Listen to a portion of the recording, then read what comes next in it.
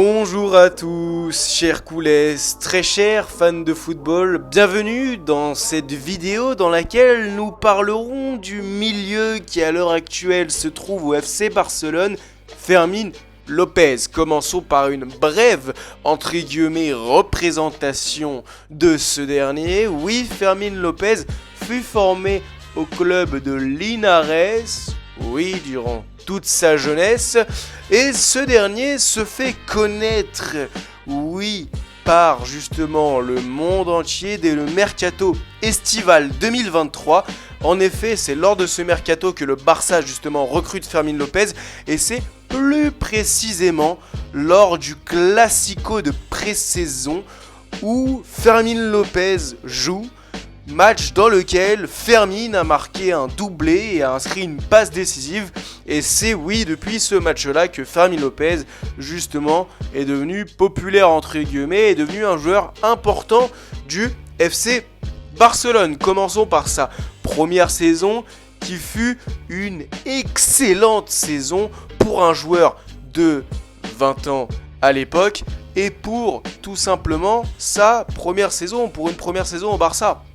En effet, on rappelle que Fermín López joue au milieu de terrain, qui est à vocation plutôt offensif. En effet, oui, plutôt offensif, car ce dernier a marqué 10 buts. 10 buts lors de sa première saison pour 18 titularisations au total et 22 entrées en jeu.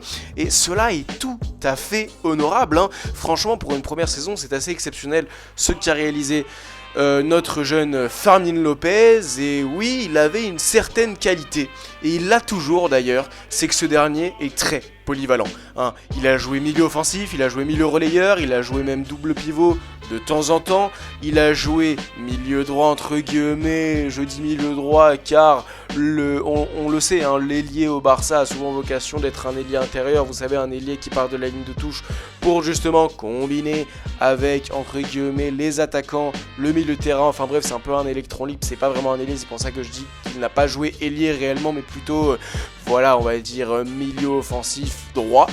Il est très polyvalent et c'est ce qui a fait entre guillemets sa réussite au Barça jusqu'à l'heure actuelle, hein. Et c'est ce qui a en fait contribué à son utilité.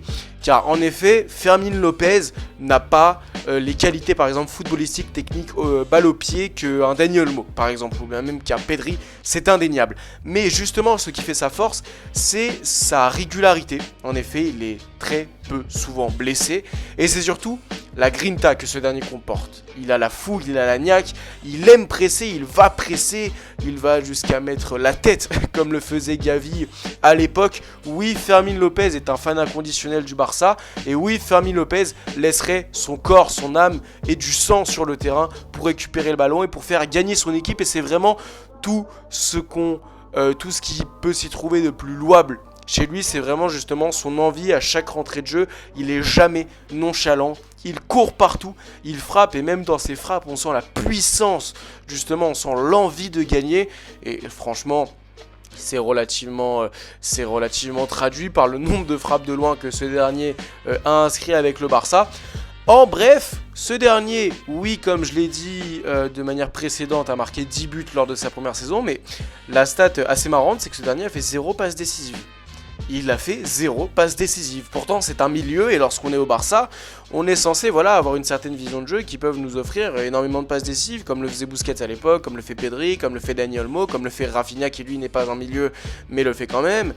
Eh bien non, il a 0 passe décisive et c'est justement ce que je disais antérieurement, c'est que Fermín López n'a pas cette vision de jeu, n'a pas cette qualité balle au pied qu'un milieu calibre Barça comporte de manière habituelle, comme j'ai dit, comme Pedri ou comme Dani Olmo. Mais ce dernier en fait a un talent offensif de finition exceptionnel, hein. La plupart des frappes qu'il émet, il les rentre. En fait, c'est un espèce de milieu qui gravite autour du numéro 9. Ce n'est pas un numéro 9, bien sûr, ce n'est pas un milieu créateur, mais c'est un milieu, entre guillemets, box to box, qui va courir partout, qui va surtout se projeter dans la surface afin de justement être le ramasse-miettes, entre guillemets, afin de frapper dans la surface pour potentiellement marquer le but. Donc, comme je l'ai dit à de nombreuses reprises, Fermín López n'a pas la qualité balle au pied que Pedri et Dani Olmo ont par exemple, je parle bien sûr en termes de milieu de terrain, hein, mais justement ce qui fait la force de Fermin Lopez, c'est d'être justement ce couteau suisse. En effet, il est polyvalent et c'est d'être ce couteau suisse dans le sens où Fermin Lopez ne fera pas de caprice s'il n'est pas titulaire. Fermin Lopez ne fera pas de caprice si ce dernier est remplacé à la 60e minute. Malgré le fait qu'il a l'agnac, il sait très bien que devant lui, hiérarchiquement parlant, il a des joueurs comme Pedri et Dani Olmo, ce qui le rend, c'est qui rend tout simplement sa titularisation assez compliquée sur certains matchs. Mais détrompez-vous, ce n'est pas parce que justement dans la hiérarchie, il a Pedri ou Olmo devant que lorsqu'il y a de l'intensité il fait des mauvais matchs, excusez-moi.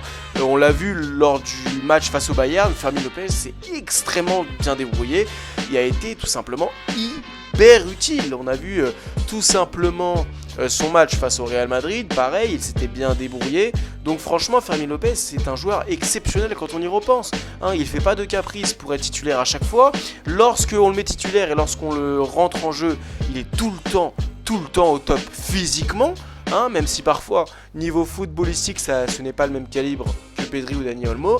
Il est tout le temps au top, il a toujours envie et il est tout le temps décisif. Bien sûr, pas de manière systématique, excusez-moi, mais il est la plupart du temps décisif. Et si ce n'est pas un but, ça sera justement une course qui aura changé la donne, une récupération de balle, car il presse très bien, il presse tout le temps, qui aura changé la donne.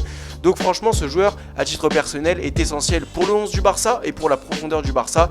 En bref, c'est un joueur à tout faire. Je pense que le Barça doit tout faire pour le garder. Car oui, c'est un jeune qui aime le club, il n'a pas un salaire faramineux et je pense que c'est une plus-value exceptionnelle pour le 11 du Barça. Sur ce, chers coulés, n'hésitez pas à me dire ce que vous en pensez de Fermin Lopez. N'hésitez pas à liker, commenter et à vous abonner. À très bientôt.